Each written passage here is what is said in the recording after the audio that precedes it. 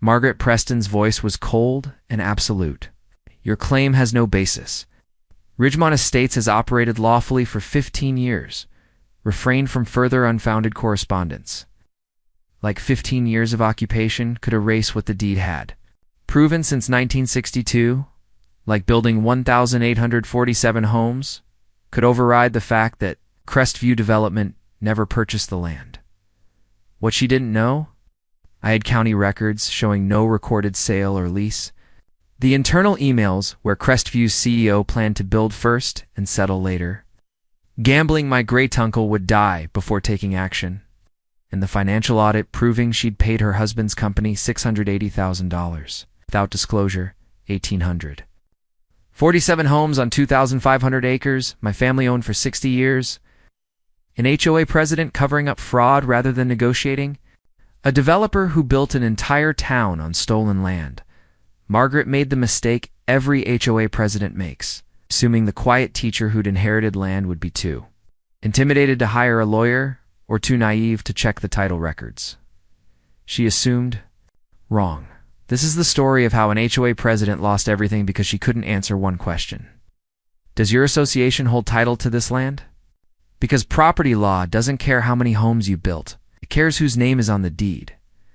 But let me start from the beginning. Before we dive into, I'd love to know where you're listening from today.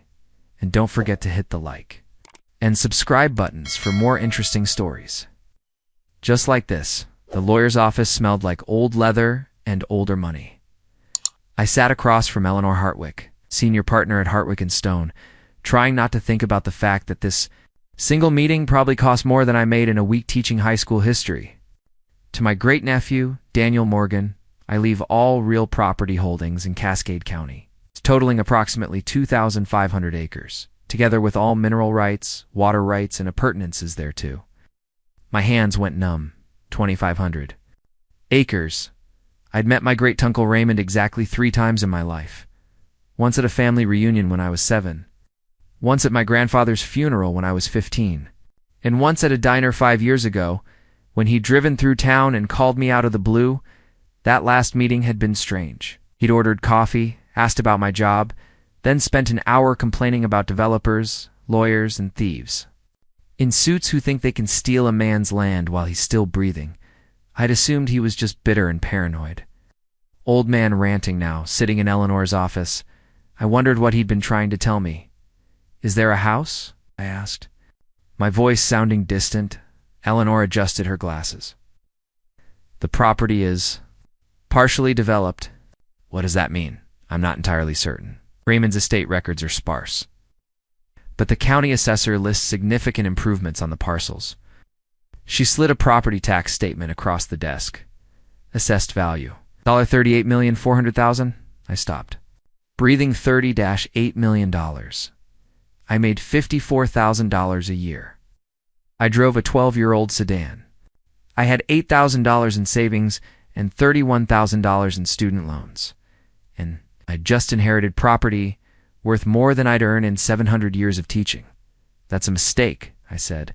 Tax assessments are based on highest and best use, Eleanor said. The area has been developed. The value reflects that. It's developed how? I suggest you go see it. She handed me a thick envelope. The deed and title reporter in here. You'll need to sign transfer documents, but the property is yours. No liens, no mortgages. Just land. I took the envelope with shaking hands. I called in sick Friday and drove.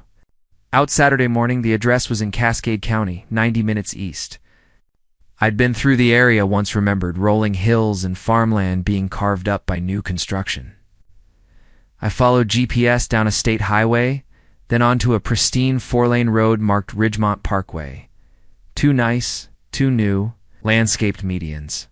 With decorative grasses and trees planted in perfect rows, the road curved through low hills.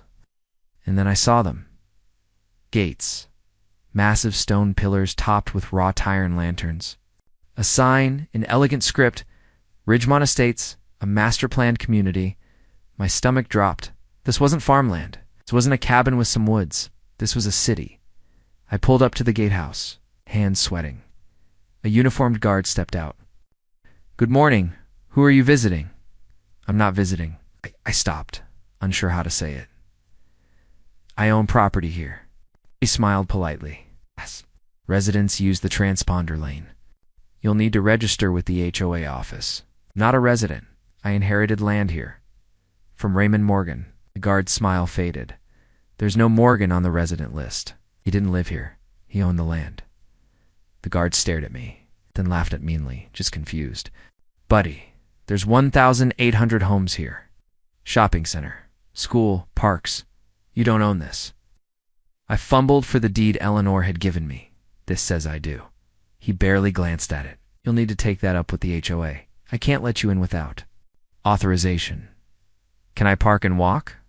No, sir. Private community. I sat there, gripping the wheel, staring through the gates at a neighborhood that stretched farther than I could see. Rows of houses, tree-lined streets, people walking dogs, kids on bikes. A perfectly maintained world, built on land my great-uncle had owned, land I now owned, unless I didn't, unless this was all a mistake, unless I drove to the shoulder half a mile down and pulled over, hand shaking Monday morning. I walked into the Cascade County Recorder's office before first period. The clerk pulled up the parcel records. I gave her the numbers from Eleanor's deed packet. She scrolled, stopped, scrolled again. This is ... a lot of parcels. 2,500 acres. No, she turned the screen toward me. These parcels cover most of Ridgemont Estates. The subdivision plat shows 1,847 residential lots, plus commercial parcels and common areas.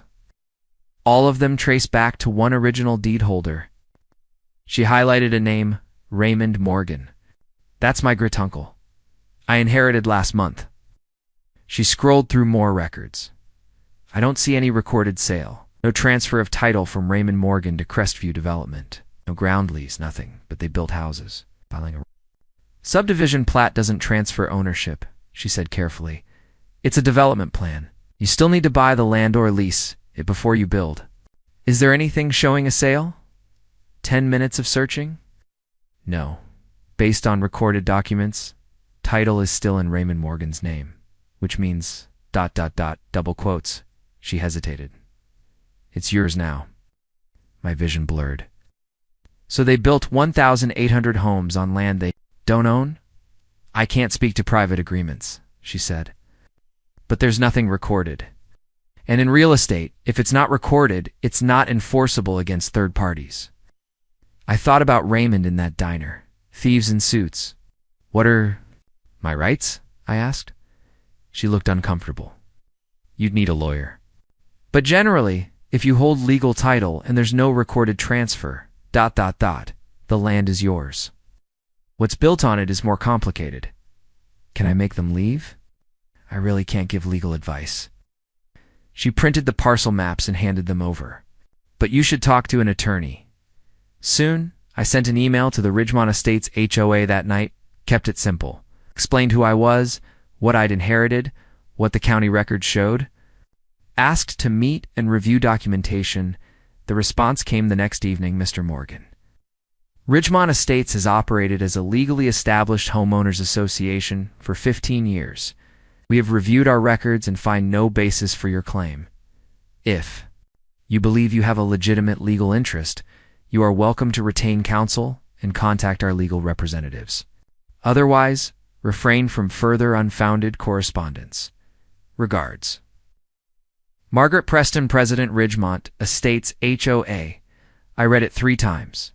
Then I pulled up the county records again. The deed, the parcel maps, every street, every house, every park, and sidewalk and lampposts, all on land titled in my name. And Margaret, Preston, whoever she was, had just dismissed me like I was a crank filing a nuisance complaint.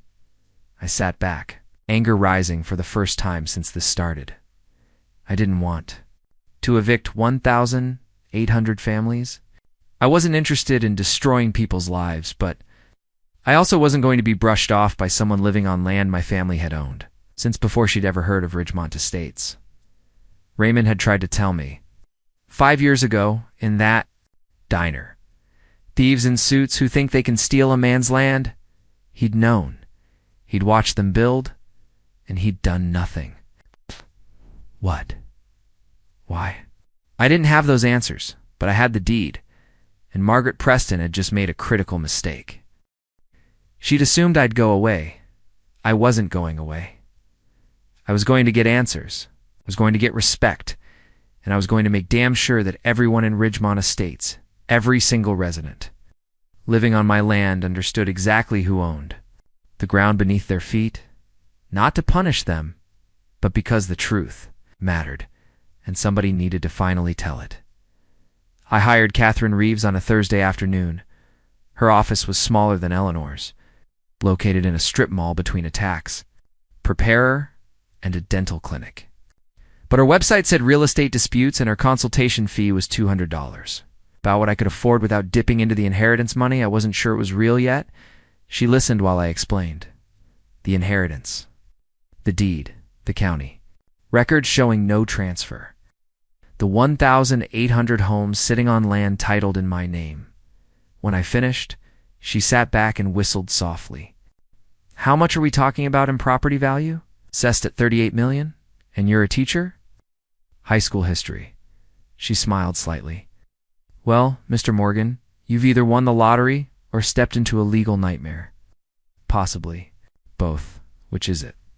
Let me do a title search and find out.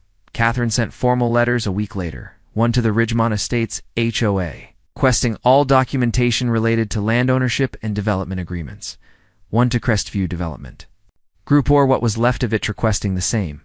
The HOA's response came first, not from Margaret. From a law firm, Whitmore & Associates, Mr. Morgan. This firm represents Ridgemont Estates Homeowners Association.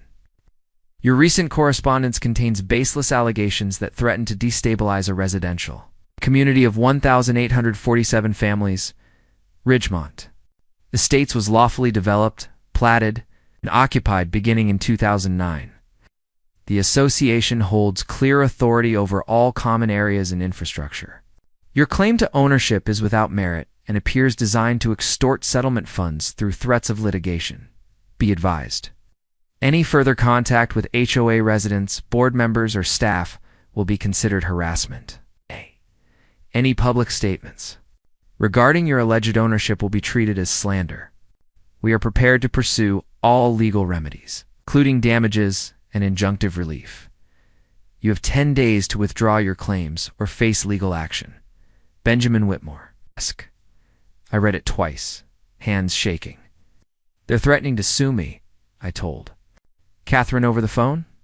They're bluffing, she said, trying to scare you off before we start digging, which means they're worried. About what? About what we might find. Crestview Development didn't respond at all. Catherine ran a business search. The company had dissolved in 2016 following bankruptcy. The principal CEO named Richard Brennan and CFO named Patricia Cole had both moved out of state. No forwarding addresses on file. Dead end there, Catherine said. But I did the title search. You need to see this. We met at her office. She had documents spread across the table. The chain of title is clean back to 1962. When Raymond Morgan purchased the original 2,500 acre parcel. No recorded sale, no recorded lease, no transfer of any kind, so I do own it. Legally, yes. But here's where it gets complicated.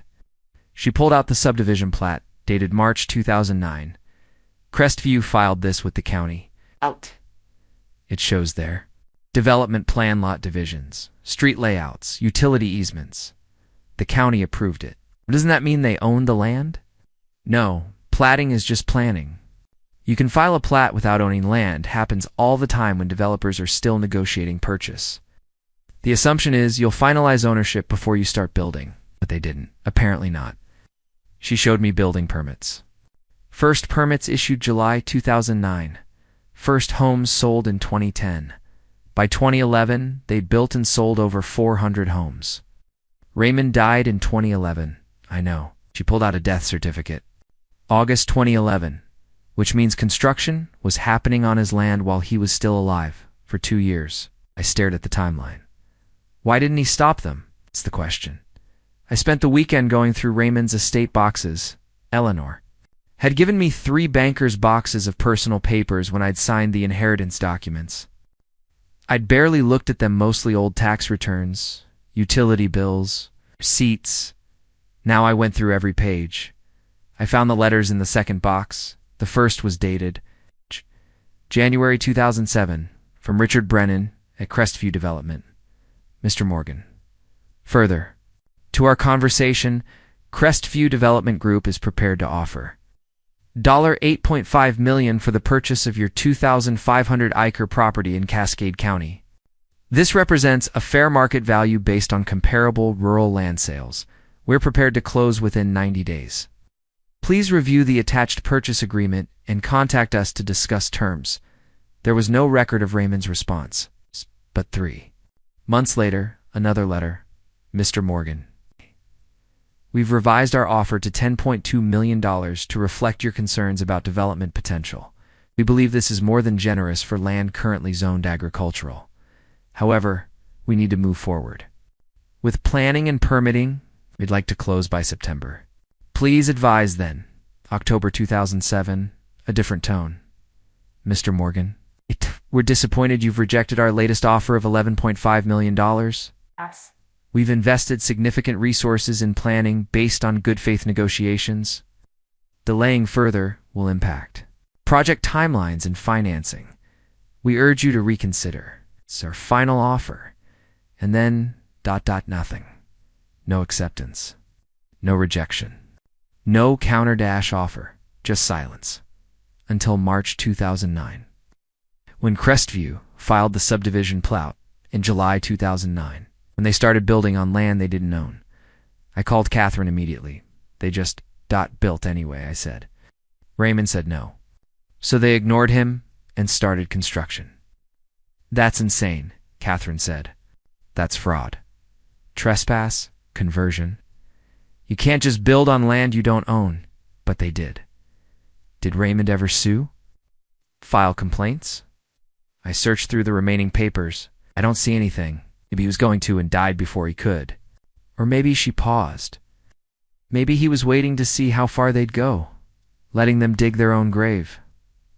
For what purpose? Leverage, Catherine said. If they built a whole subdivision on his land, they'd be desperate to settle. He could have demanded twice what they originally offered. I thought about Raymond, in that diner, bitter, paranoid, complaining about thieves. He'd known exactly what they were doing, and he'd let them do it. The HOA escalated 3 days later. I got an email from a neighbor, someone I'd never met, who'd somehow found my school email address. Mr. Morgan, I'm a resident of Ridgemont Estates. The HOA sent a newsletter warning us about someone making fraudulent claims to our community. They didn't name you, but I looked up the property records after. Seeing your letters to the county, I don't know what your angle is, but you're scaring people. Families live here. Kids go to school here. We're not going to let some opportunist destroy our neighborhood. Back off. I forwarded it to Catherine. They're running a campaign, she said. Turning residents against you before you can build any. Support. Support for what? I'm not trying to evict anyone. I don't know that. Margaret's painting you as a threat. It's working. More emails came, then messages on social media. Someone found my school's Facebook page and left a comment. This teacher is trying to steal homes from 1,800 families. Ridgemont Estates residents contact his employer. You shouldn't be teaching our kids. My principal called me in on Friday. Daniel, I got a complaint.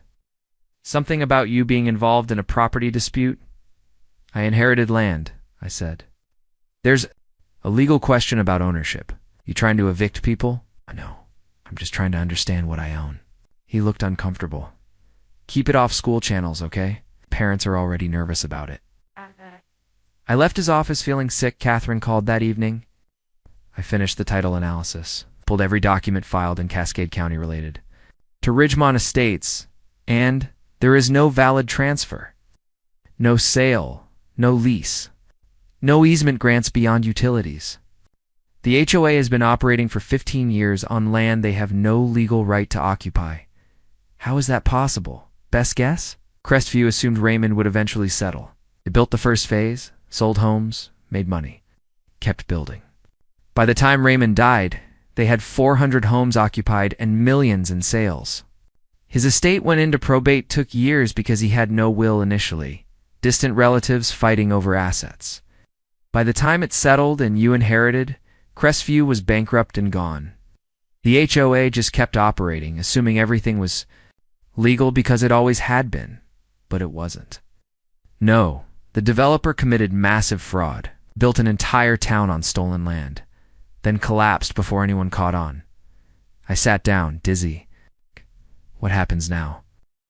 That depends on what you want, Catherine said. Legally, you could demand they remove everything, homes, streets, all of it. But no court would order that.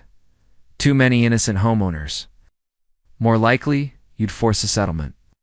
Ground lease. Purchase agreement. Compensation for 15 years of unauthorized use. How much, conservatively? 50 to 80 million. Maybe more. I couldn't breathe, but they'll fight, Catherine continued. Margaret will claim adverse possession, prescriptive rights, equitable estoppel. She'll argue you're remand weighted. Too long, she'll make this ugly. Public, expensive. She already is.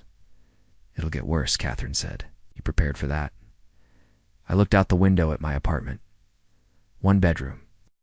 1,200 square feet. Student loans and a teacher's salary and a deed to 2,500 acres. That might be worth everything or nothing, depending on whether I was willing to fight for it. I'm prepared, I said. Then we file a declaratory judgment action next week. And Daniel? Yeah, once we do this, there's no going back. Margaret's going to come at you with everything she has. Let her, I said, because Raymond had tried to warn me, and I wasn't going to let thieves win just because they'd been stealing long enough to feel entitled to it. Catherine's office felt smaller the second time I visited.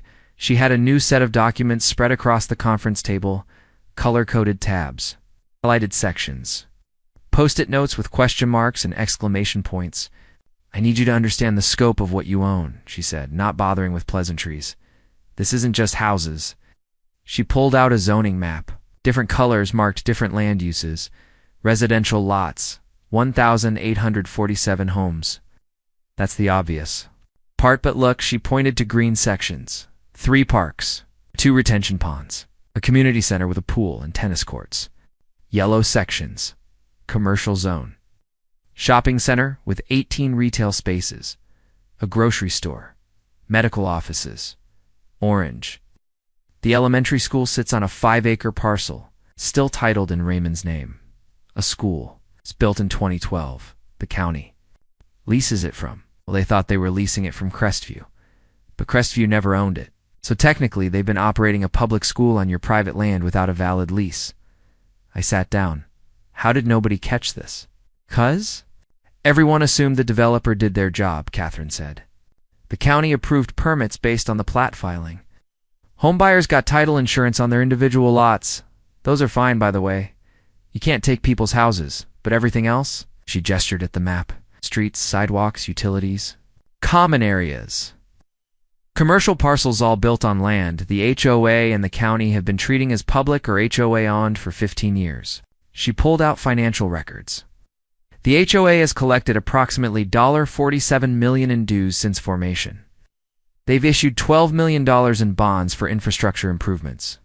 They manage assets valued at over $8 million: clubhouse, pool, equipment, reserves, on land they don't own. Correct? I stared at the numbers. What happens to all of that if I prove ownership? Legally, you'd have a claim to compensation for unauthorized use, possibly rent for 15 years of occupation, possibly damages.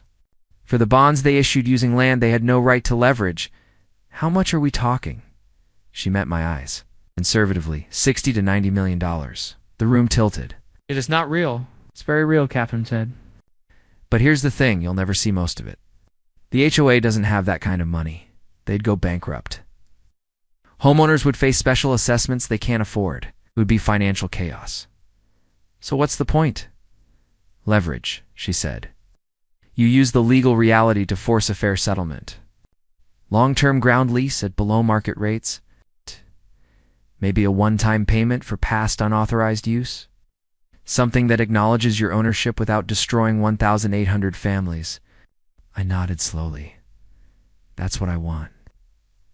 I'm not trying to ruin people's lives. Good, Catherine said, because Margaret Preston is about to make you look like you are. The HOA's emergency meeting was announced that evening. I only knew about it because a teacher at my school who lived in Ridgemont Estates forwarded me the notice. Urgent. Special board meeting. Fraudulent land claimant. Individual claiming ownership of Ridgemont Estates. Property has threatened legal action against the HOA and residents. The board will meet Thursday at 7 p.m. to address this matter and authorize defensive measures. Attendance strongly encouraged. Should go, Catherine said when I called her. The notice says board members and residents only. Exactly. They're going to talk about you without you there. That's a problem. I drove out Thursday night anyway. Parked outside the gates, walked up to the Gordos. Different guard this time. Older, less friendly. Residents only tonight, he said. There's a meeting about me. I'd like to attend. You're not a resident. It's a public meeting about a legal matter I'm directly involved in, sir. I'm going to ask you to leave. Through the gates, I could see cars streaming toward the clubhouse. Dozens of them.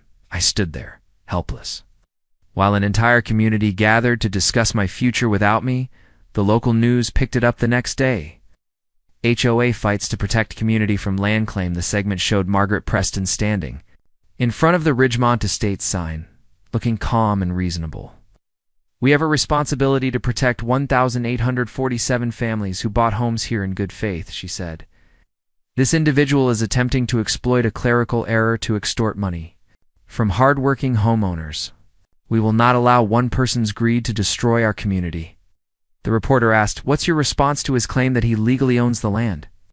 Our attorneys have reviewed the matter thoroughly. His claim is baseless and vexatious. We're confident the courts will dismiss it. They didn't interview me, didn't ask for my side.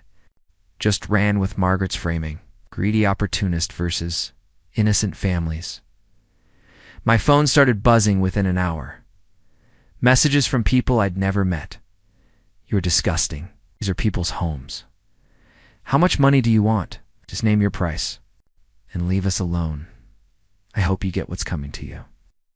I turned my phone off and sat in my apartment, feeling sick. I found my car keyed 2 days later. Deep scratches along both sides. Thief gouged into the driver's door. I filed a police report. The officer took photos, gave me a case number, said there wasn't much they could do without witnesses. This related to that Ridgemont thing? He asked. Probably. He shook his head. People get crazy about their homes. Be careful. Catherine called that afternoon with more bad news. The HOA passed a resolution last night. They're assessing every homeowner a special fee, $500 each, to fund litigation against you. That's $900,000 for their legal war chest. Can they do that? Technically, yes. Special assessments for legal defense are allowed under most HOA bylaws. Margaret's telling homeowners they're protecting their property values by fighting the person who actually owns the land. She's betting you'll back down before it gets to court. Most people would. I'm not most people. I know, Catherine said, which is why I kept digging into the HOA's finances. And Daniel, I found something. We met at her office that evening. Catherine had pulled 3 years of HOA financial records through public disclosure requests and discovery motions. Margaret Preston has been on the board for 8 years, president for the last 5. Look at this. She showed me a contract. The HOA pays a consulting firm called Summit Community Advisors, $180,000 annually for management and planning services. Okay. Summit is owned by Margaret's husband, Gregory Preston. Stared at the contract. It's illegal self-dealing under state HOA law. Board members can't approve contracts where they have a financial interest without full disclosure and membership. Approval, there's no record of either. She pulled out more documents. It gets worse. In 2019, the HOA issued $12 million in bonds to renovate the clubhouse and build a second pool. State law requires a membership vote for bond issuances over $5 million. Let me guess. No vote. The board approved it unilaterally. Margaret's signature is on the authorization. Is that illegal? Completely. And here's the kicker, those bonds were secured against HOA assets and future dues revenue. But the assets sit on land the HOA doesn't own, which means the bonds might be fraudulent from the start. I felt something shift. So Margaret's been breaking the law for years. Yes, and now she's using HOA funds collected partly through illegal means to fight you. While telling homeowners, you're the threat? Can we use this? Absolutely, but Daniel, Catherine leaned forward. If you expose this, Margaret's career is over. The HOA could face state sanctions. Homeowners might have grounds to sue the board. It'll be chaos. Good, I said. She's been lying about me. Turning people against me, vandalizing my car. We don't know that was her. It was her people. I stood. I'm tired of being painted as the villain. Margaret's the one breaking the law, not me. Catherine nodded. Then we file next week. Declaratory judgment action. We ask the court to confirm your ownership and order the HOA to negotiate in good faith. We include the financial misconduct as evidence that Margaret's leadership is compromised. Do it. The complaint was filed on a Monday morning. Daniel Morgan v. Ridgemont, Estates Homeowners Association. We asked the court to confirm Daniel Morgan's ownership of the 2,500 acre parcel, declare the HOA's occupation, unauthorized order good faith negotiations for a ground lease or purchase agreement, investigate financial misconduct by HOA. Leadership Margaret's. Counterclaim came 3 days later. Ridgemont Estates HOA v. Daniel Morgan, she claimed. Adverse possession, 15 years of continuous occupation. Prescriptive easement, use of land without objection. Equitable estoppel, Raymond's, silence implied consent. Damages for harassment and tortious interference. Her attorney's statement to the press. Mr. Morgan is attempting to steal a community built by honest families. We will fight him in court and win. My principal called me in again. Daniel, this is getting out of hand. Parents are calling. Board members are asking questions. I'm the victim here, I said. I inherited land. They built on it without permission. I'm just trying to get what's legally mine. I understand, but maybe you could settle? Take some money and move on? That's what they want. For me to go away so they don't have to admit what they did. He sighed. Just ... keep it out of school, okay? I walked out furious. Everyone wanted me to disappear, to accept being stolen from because fighting back was inconvenient. But Raymond had fought in his own way, and I wasn't going to let his land my land be. It's taken just because thieves had been bold enough to build an entire town on it, Margaret had declared.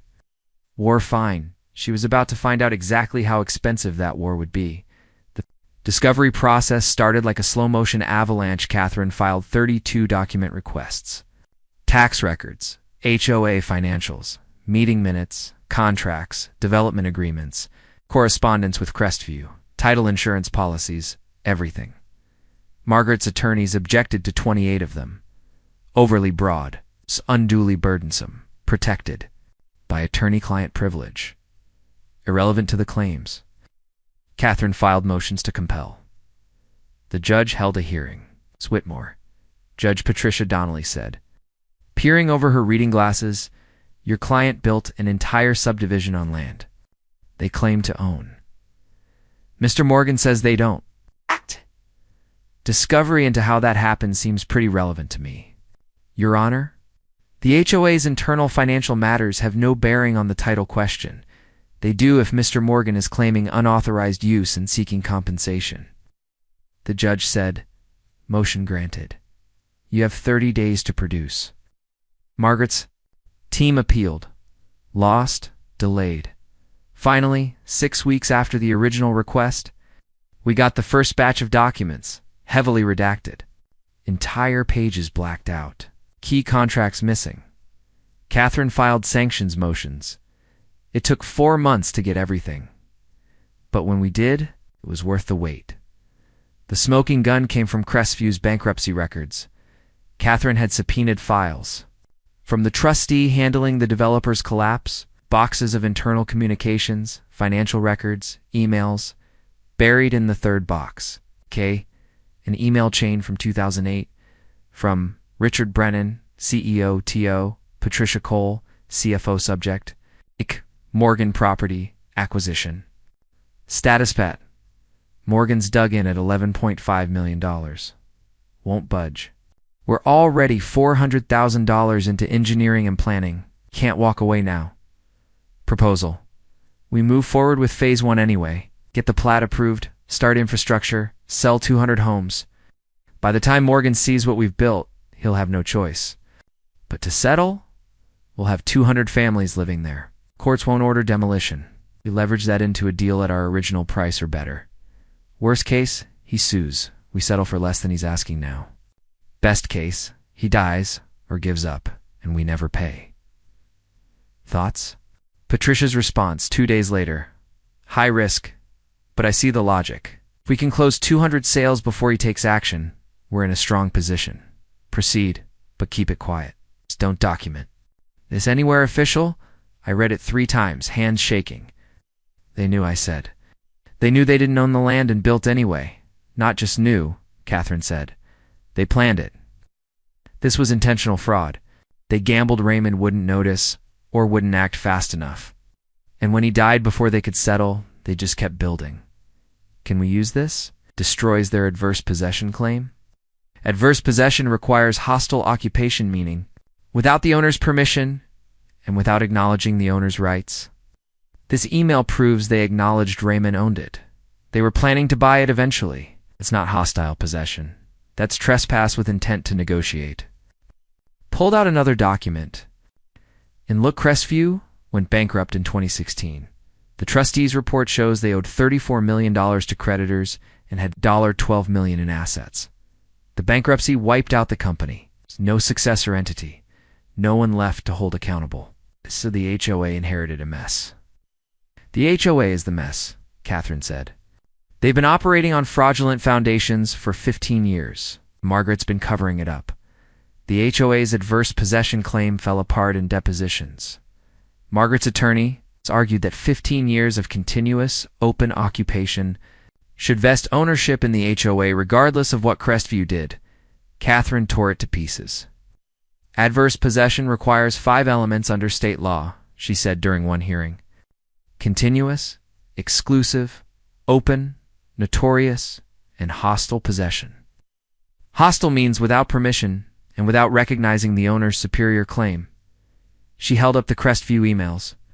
The developer acknowledged Raymond Morgan's ownership. We're negotiating to buy. It's not hostile, that's permission-seeking that failed. The HOA inherited that failed negotiation. You can't claim adverse possession based on occupation that began with acknowledged trespass. The HOA didn't know about Crestview's misconduct, Whitmore argued. Doesn't matter, Catherine said. Can't adversely possess land when your predecessor acknowledged they didn't own it. The hostile requirement is broken at the source. Judge. Donnelly nodded. I'm inclined to agree. This isn't a case of someone occupying abandoned land for decades. This is a developer who knew exactly who owned it, tried to buy it, failed, and built anyway. Not adverse possession. Margaret's face went pale. The financial audit came next. Catherine hired a forensic accountant to review the HOA's books. What he found made Margaret's legal problems look minor compared to her ethical ones. Summit Community Advisors, owned by Margaret's husband Gregory, received $680,000 over 8 years. The contracts were never put out for competitive bid. No other firms were considered. Margaret voted to approve them without disclosing her husband's ownership. That's textbook self-dealing, the accountant testified during a deposition. State law requires HOAs to disclose conflicts and get membership. Approval for contracts over $50,000. This was $680,000 paid to a board member's spouse with no disclosure. Did the services justify the cost? Catherine asked. No. Comparable management firms charge $60,000 to $80,000 annually for communities this size. Summit charged an average of $85,000 per year. The HOA overpaid by approximately $400,000, Catherine. Moved to the reserves. What did you find regarding the HOA's financial health? The HOA is required by state law to maintain reserves equal to at least 70% of estimated future repair costs. Their reserves are at 28%. They're dangerously underfunded. Why? Because dues revenue that should have gone to reserves was diverted to Summit's contracts and to service the $12 million bond debt. The bonds issued in 2019. Correct? Oh. Those bonds required a membership vote under state law for any issuance over $5 million. I found no record of a vote, so the bonds were issued. Illegally? In my opinion, yes. Margaret's attorney tried to rehabilitate on cross-examination. Argued the board had discretion. Claimed the reserves were adequate under a different calculation method. The accountant didn't budge. The law is clear. They're out of compliance. And the self-dealing contracts are indefensible. The homeowners started to fracture a week later. A resident named Tom Bradshaw requested the deposition transcripts under HOA disclosure rules. When he read them, he forwarded them to 50 other homeowners within days. Petitions circulated demanding Margaret's resignation. Then the state HOA Oversight Board opened an investigation based on complaints filed by residents, then a class action. The lawsuit was filed by homeowners alleging breach of fiduciary duty. Margaret tried to hold the line, called an emergency board meeting, gave a speech about outside agitators and frivolous attacks designed to undermine community unity. 3 board members resigned on the spot. Tom Bradshaw stood up. Margaret, you've been paying your husband $85,000 a year from our dues without telling us. You issued $12 million in bonds without a vote. You've put this entire community at legal risk because you were too arrogant to admit we might not own the land. I'm calling for a vote of no confidence. The remaining board members, looking shell-shocked, voted 4-1 to remove Margaret as president. She walked out, furious, threatening lawsuits against every single person in this room. But she was gone. Tom called me 2 days later. Mr. Morgan, this is Tom Bradshaw. I'm the new interim HOA president. I'd like to talk if you're willing. I met him at a coffee shop halfway between my apartment and Ridgemont Estates. He was mid-40s, tired-looking, wearing a contractor's jacket with his company logo on it. I owe you an apology, he said. I believed Margaret. Thought you were trying to steal our homes. I was wrong. You didn't know. I should have asked questions sooner. He pulled out a folder. I've read the depositions, the emails, the financial audits. Crestview defrauded your uncle. Margaret covered it up. And we, 1,800 families, have been living on land we have no legal right to occupy. You bought your homes in good faith, I said. I'm not trying to take them, I know. I read your complaint. You're asking for acknowledgement and a fair agreement. That's reasonable. He paused. Margaret wanted war. The new board wants peace. Can we negotiate? That's all I've wanted from the start. Good, Tom said. Because we can't afford to fight you. Not financially, not legally, not morally. You own the land. We need to make this right. The court hearing 2 weeks later felt different. Judge Donnelly had reviewed the discovery materials, the emails, the financial audits, the deposition transcripts. I've seen enough, she said. Mr. Morgan's title claim is strong. The developers' emails prove they knew they were trespassing. The HOA's adverse possession claim fails. The financial misconduct undermines the HOA's credibility. Whitmore stood, Your Honor. We'd asked for time to present our full case at trial. Miss Whitmore, your client just fired your actual client. The new board is here. Judge Donnelly gestured to Tom, and 3 other board members sitting in the gallery. Who are you representing? Whitmore looked confused. The ... Ridgemont Estates HOA. Then talk to them, the judge said. Mr. Bradshaw? Does the HOA still want to proceed to trial? Tom stood. No, Your Honor. We'd like to pursue settlement negotiations. Excellent. I'm ordering mediation within 60 days. Both parties will attend in good faith. Ms. Marsh, Mr. Morgan, are you amenable? Yes, Your Honor, Catherine said. The judge turned to Whitmore. And you, Counselor? Whitmore glanced at Margaret, sitting alone in the back row, arms crossed. Your Honor, I'll need to consult with the current board leadership. You do that? Judge Donnelly said. But let me be clear. This community was built on land Mr. Morgan owns. The legal question isn't whether he has a claim he does. The question is what fair compensation looks like. I strongly encourage settlement, because if this goes to trial and Mr. Morgan wins, the remedy could be far more expensive than anything you'd agree to in mediation. She closed the file. Mediation scheduled for March 15th. Don't waste the court's time or each other's. Figure this out. I walked out of the courthouse with Catherine. We won, she said. We got a chance to negotiate, I corrected. That's winning. 6 months ago, they denied you even had a claim. Now the judge is telling them to settle. I looked back at the courthouse. Through the windows, I could see Margaret arguing with Whitmore. Alone, furious. Out of power, Tom walked out a different exit, phone to his ear, already coordinating with the new board. Think they'll be reasonable? I asked. Tom will be, Catherine said. He knows you hold all the cards. The question is whether the other 1,800 homeowners will accept reality or keep fighting. They're not fighters, I said. They're families who bought homes and got screwed by a developer, just like I inherited land and got screwed by the same developer. We're both victims, and let's find a solution that works for everyone, Catherine said. For the first time since this started, I believed we could. The courtroom was standing room only. I'd arrived 45 minutes early and still barely found a seat. Homeowners packed every bench. TV cameras lined the back wall. Reporters sat with notebooks ready. I recognized faces from Tom's board: Lisa Chen, the new treasurer, David Martinez, the secretary. Others I'd never met, all watching me with expressions ranging from curious to hostile. Margaret sat alone in the far corner, arms crossed, refusing to look at anyone. Judge Donnelly took the bench at 9 sharp. This is the trial in Morgan versus Ridgemont Estates Homeowners Association. We're here to determine ownership of the underlying land and what remedies, if any, are appropriate. She looked at the gallery. I know many of you have a personal stake in this. I'll ask for quiet and respect. Outbursts will result in removal. Tom's attorney, a calm, methodical lawyer named James Sullivan, stood first. Your Honor, the HOA acknowledges that title records show Mr. Morgan's ownership. We don't contest that.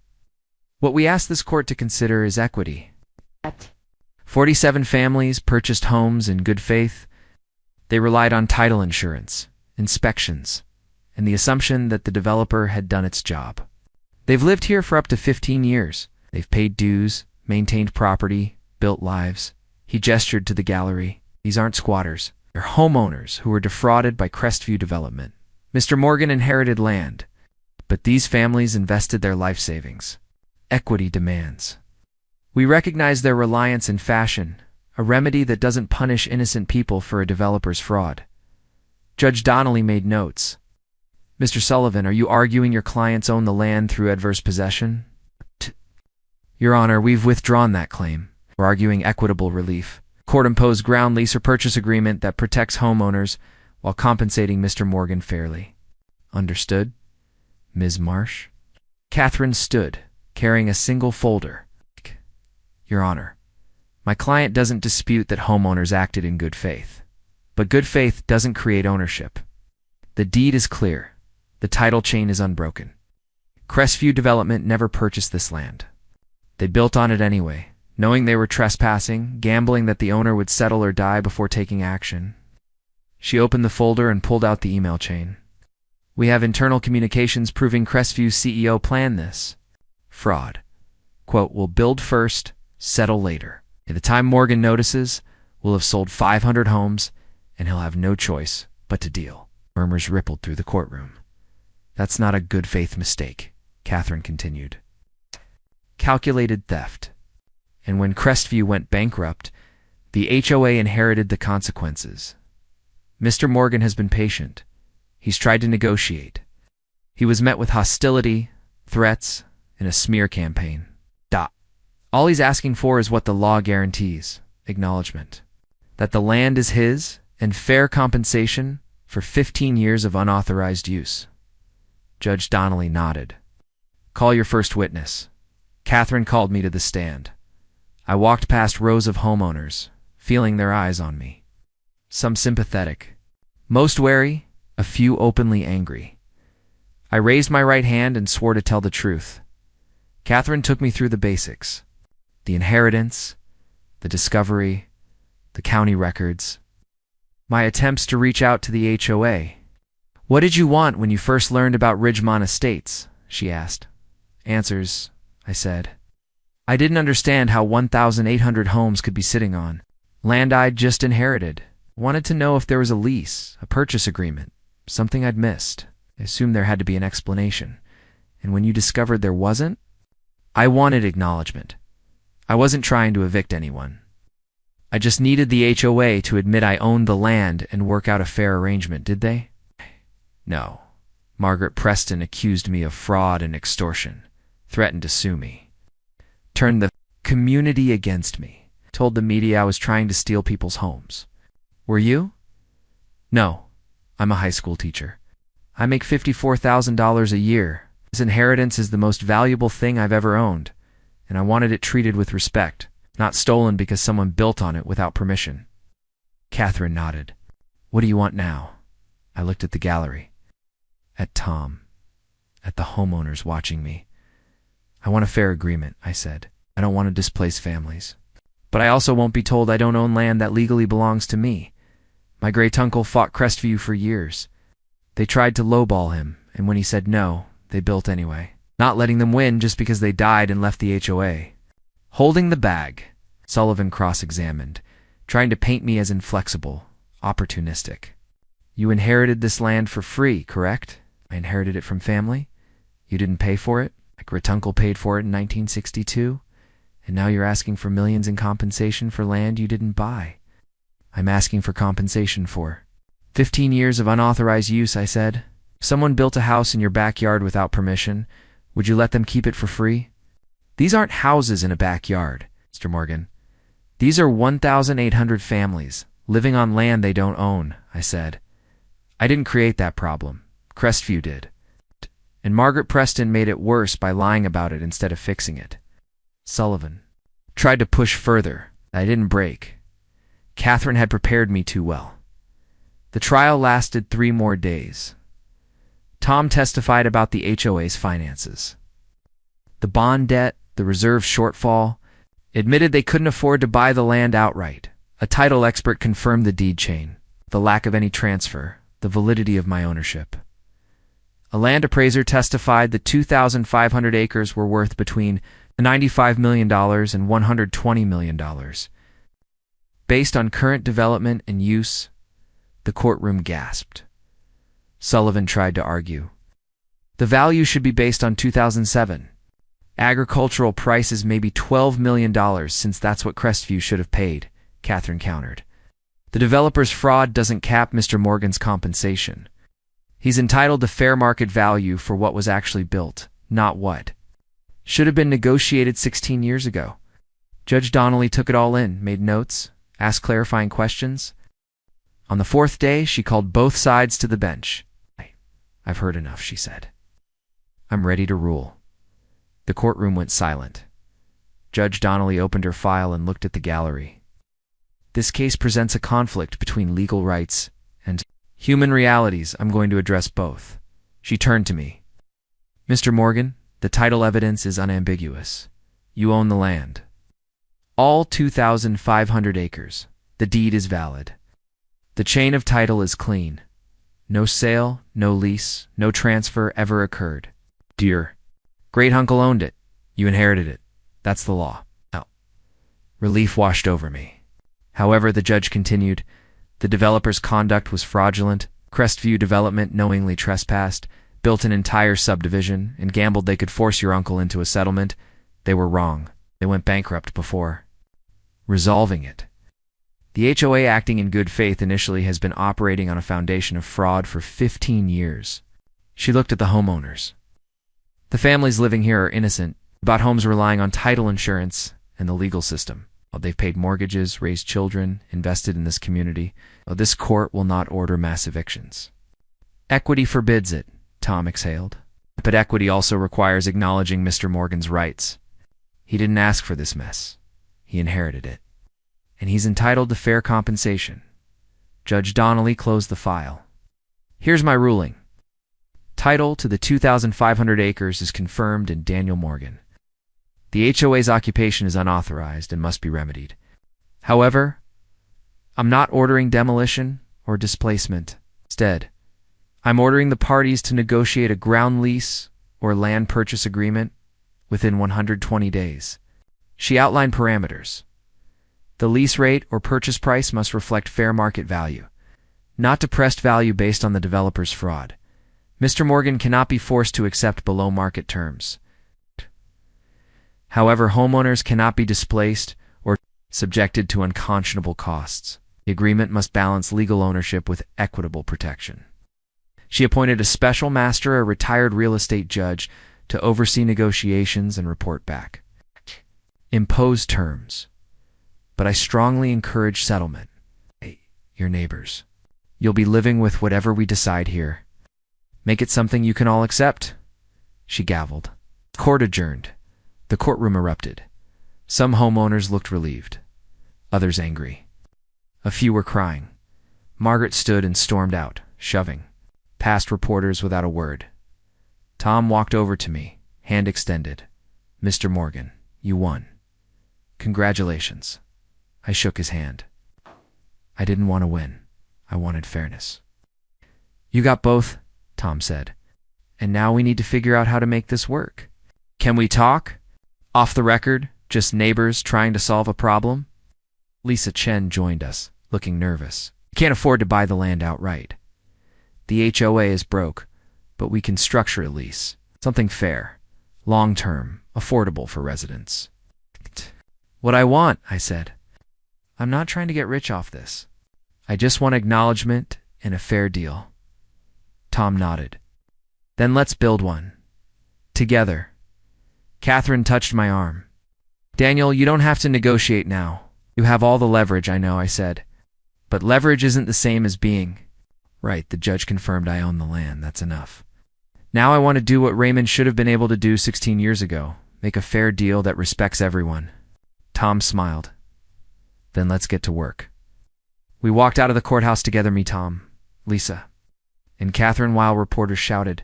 Questions and cameras flashed. I'd won. The land was mine, but the real work, building something fair from the wreckage of fraud, was just beginning. The negotiations started in a conference room at the county library. Neutral ground. No HOA property, no courtrooms. Just folding tables, bad coffee. And 8 people trying to solve a problem that affected 1,800 families. Tom and Lisa represented the HOA board. David Martinez, the secretary, took notes. 3 other homeowners sat on the committee, retired. Accountant, a lawyer who lived on Birch Street, and a single mother who'd been one of Margaret's loudest critics after the financial scandal broke. Catherine and I sat across from them. The court-appointed special master, Judge Richard K.O., sat at the head of the table. Let's start with reality, Judge K.O. said. Mr. Morgan owns the land. The court confirmed it. The HOA has no legal claim. What we're here to do is figure out how. 1,847 families can continue living on land they don't own in a way that's fair to everyone. Questions. No one spoke. Good. Mr. Morgan, what are you proposing? I'd spent 2 weeks working through options with Catherine, talked to appraisers, read ground lease agreements from other developments, consulted with a land use attorney. A 90 ground lease, I said. The HOA leases the land from me at a rate that reflects its value, but doesn't bankrupt homeowners. Lease payments get split part to me as landowner, part into a fund for infrastructure maintenance so the community stays functional. What rate? Tom asked. $3 million annually. The room went quiet. Lisa looked stricken. That's $1,600 per household per year. On top of existing HOA dues, most families can't afford that. I know, I said, which is why I'm proposing a tiered structure. Homeowners who want to stay on the lease pay $800 annually, half the calculated rate. I'll absorb the difference for the first 10 years. After that, rates adjust gradually to market, but with caps to prevent sudden spikes. Why would you do that? The retired accountant asked. It's because I'm not trying to punish you for Crestviews. Fraud, I said. I want fair compensation, but I also want this community to survive. Tom leaned forward, the option to purchase. Homeowners can buy the land under their individual lots at fair market value. I'll offer 30-year payment plans at reasonable interest. Once they own their land, they're free from lease payments forever. Catherine slid copies of the proposal across the table. We've modeled this. About 60% of homeowners will likely choose the lease that's more affordable short-term. The other 40% will purchase over time. Mr. Morgan receives compensation. Homeowners keep their homes, and the community remains intact.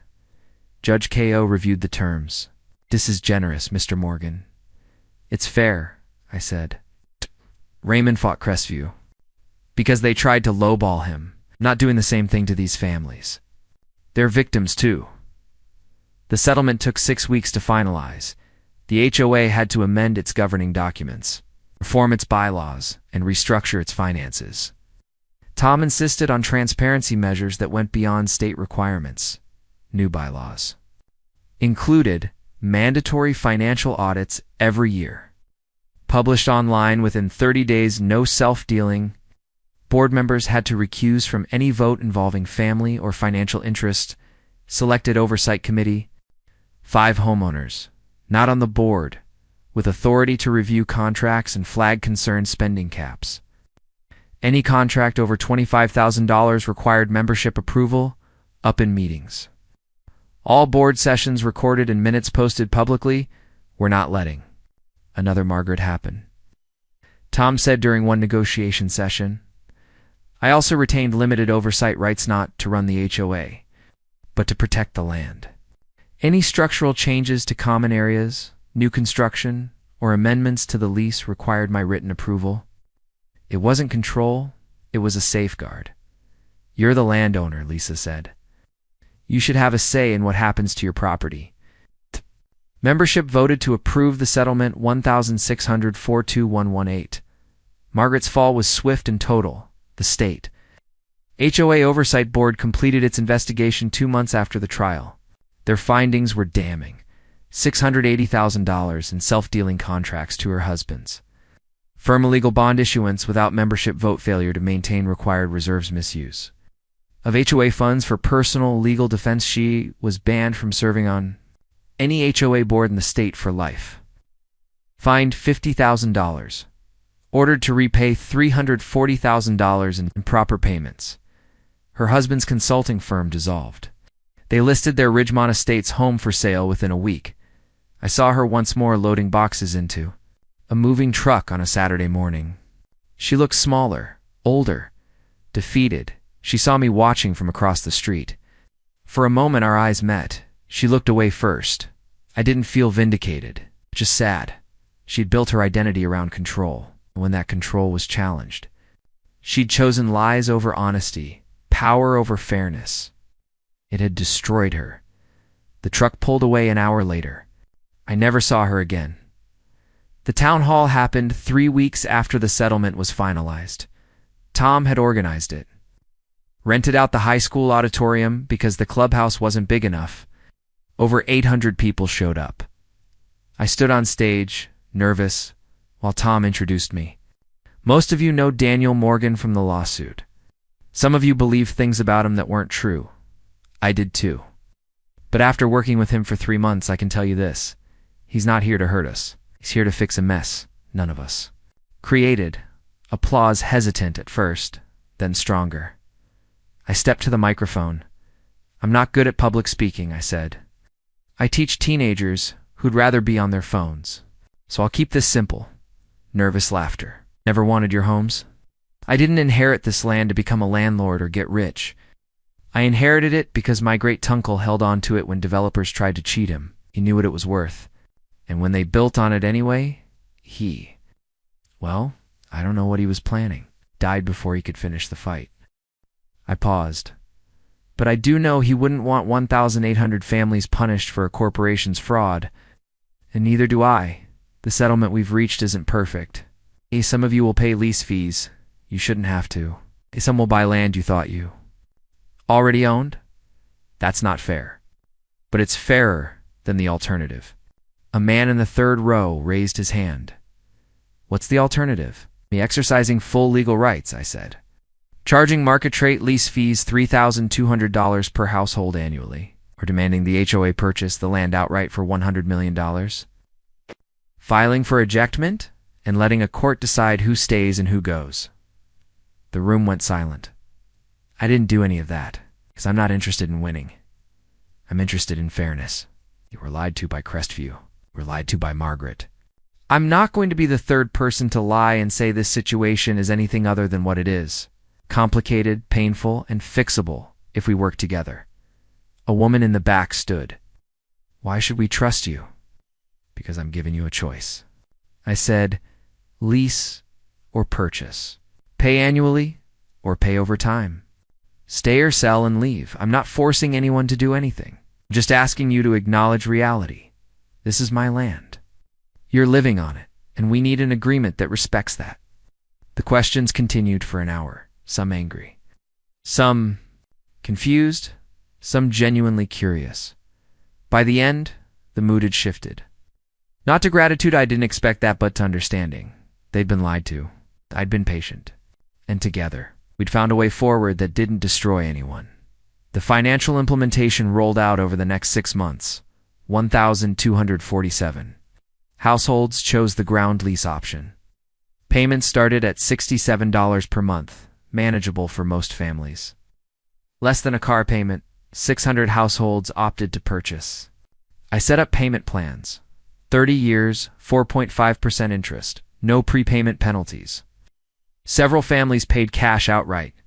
I took the first year's lease revenue, $96,000, and donated $200,000 back to the HOA for community improvements, new playground equipment, resurfaced tennis courts, renovated clubhouse, updated pool filtration system. Tom called me after the first improvement was completed.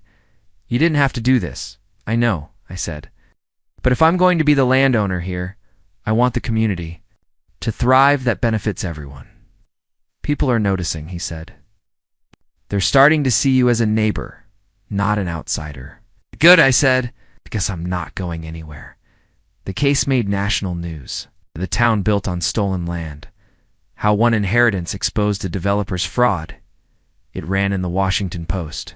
The New York Times and on NPR, legal blogs dissected the case. Real estate conferences used it as a cautionary tale. The state legislature took notice.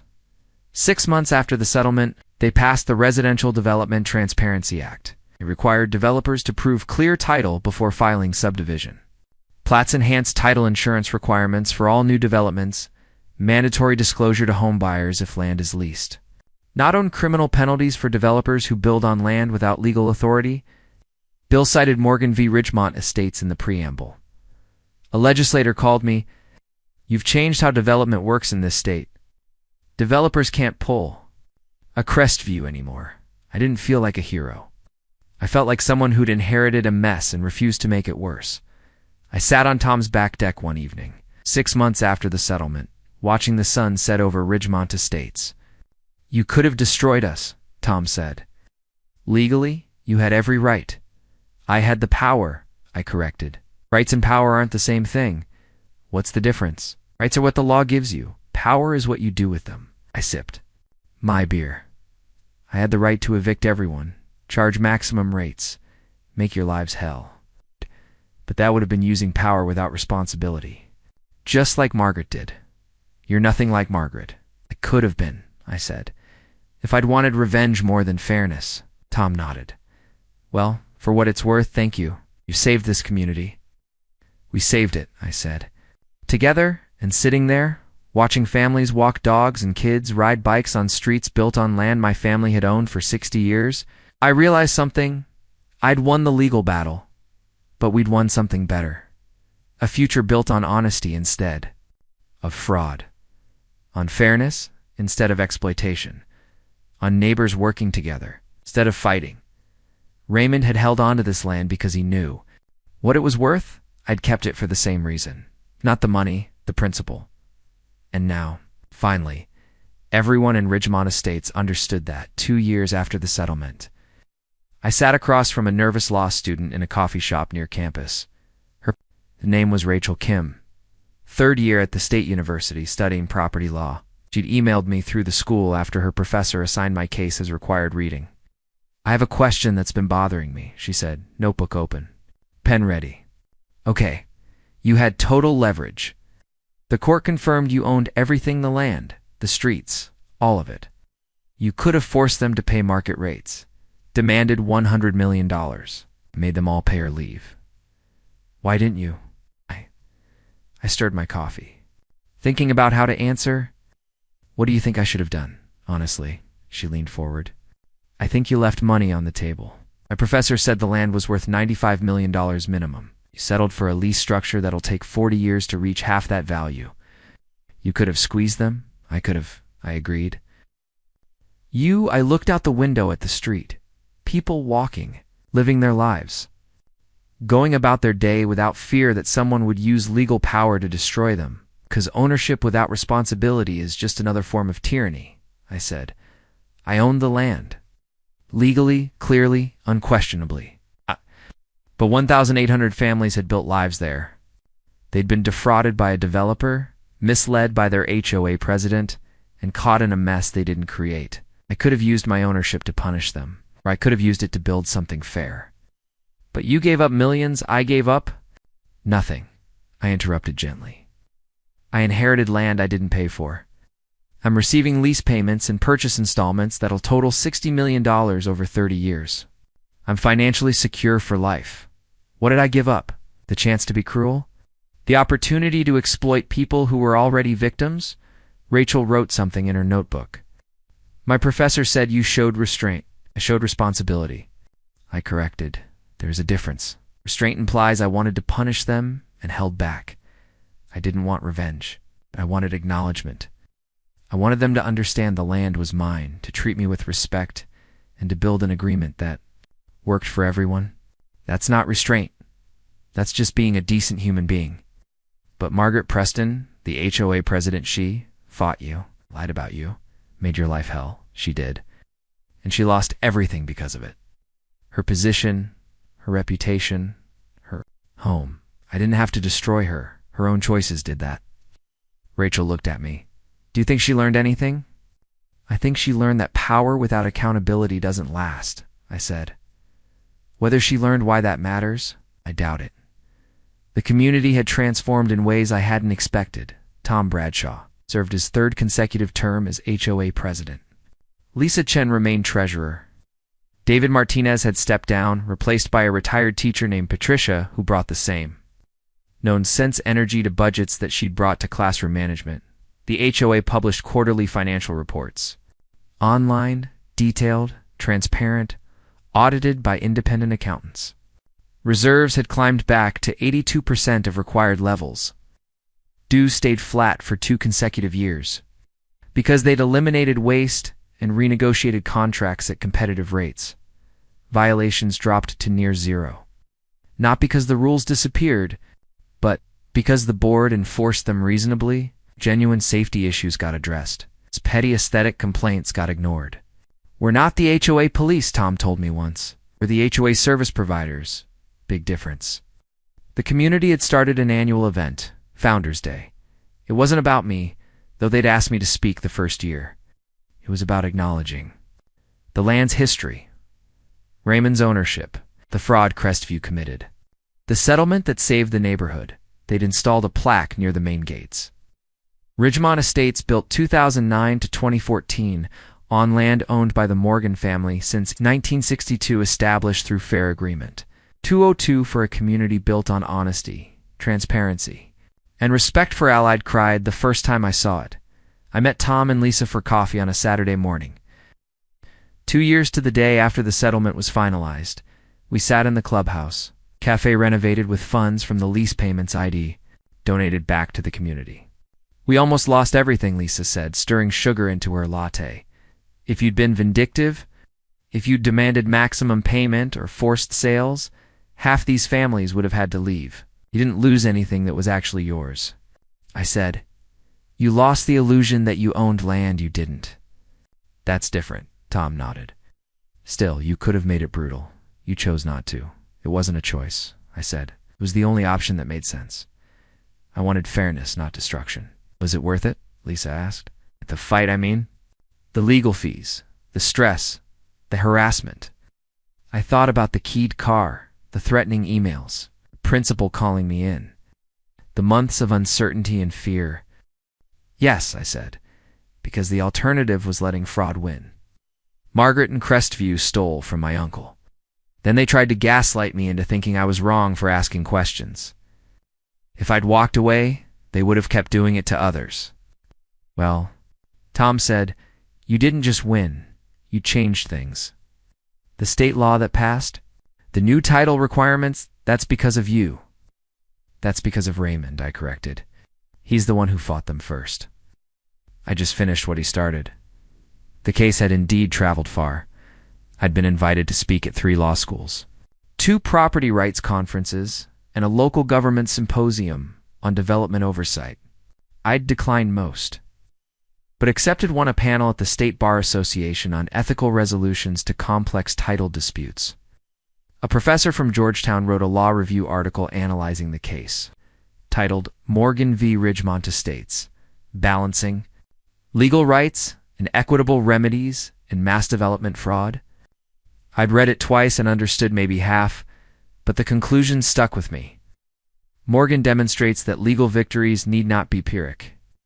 By prioritizing fair resolution over maximum compensation, the plaintiff achieved both vindication of rights and preservation of community, a model for future disputes involving innocent third parties caught in developer fraud. Catherine had framed it and hung it in her office. You're a case study now, she'd said, grinning. I'm a high school teacher who inherited land, I'd replied. You're both. Live with it. I was walking through Ridgemont Estates one evening. I did a few times a month now, just to see the neighborhood, when a kid on a bike rode up, maybe 11 years old. Wearing a soccer jersey, backpack slung over one shoulder, he slowed down, staring at me. You're Mr. Morgan, right? I am. You're the one who owns this whole town. I smiled. I own the land under it. The town belongs to the people who live here. Thought about that. My dad says you could have kicked everyone out, but you didn't. Your dad's right. I could have. But that would have been cruel. Just because you can do something doesn't mean you should. Why not? Because power without responsibility is tyranny, I said. I had the legal right to make everyone leave or pay me huge amounts of money, but they didn't deserve that. They were victims of the same fraud my uncle was, so we worked together to fix it. The kid nodded slowly. My dad also says you're the reason the HOA isn't mean anymore, I laughed. The HOA isn't mean because people like your parents elected good leaders. Tom, Lisa, Patricio. They care about fairness. That's the difference. Do you still own the land? The deed has my name on it, I said, but this is everyone's home. My job isn't to control it. It's to make sure the rules are fair for everyone, even the people in charge. He grinned. Cool. Rode off, pedaling toward a group of kids playing basketball in a driveway. I stood there, watching the neighborhood settle into evening, lights coming on in windows, families sitting down to dinner, dogs being walked, sprinklers running on lawns, a community built on land. My family had owned for 60 years land that Crestview had tried to steal, land that Margaret had tried to control, land that now finally served the people who lived on it I'd fought for. 2 years to prove a simple truth: ownership comes with responsibility. You can't just take because you have power. Can't just lie because you have authority. Can't just ignore the law because you think you're entitled to. The system had worked. Slowly, painfully, expensively. But it had worked. And now? Walking through streets named after trees that used to grow wild here? Past homes built on pasture my great-uncle had walked? I felt something I hadn't expected. Peace. Not because I'd won, because we'd built something fair from the wreckage of fraud. The deeds still had my name on it, but Ridgemont Estates belonged to everyone now, and that, I realized, was exactly how it should be.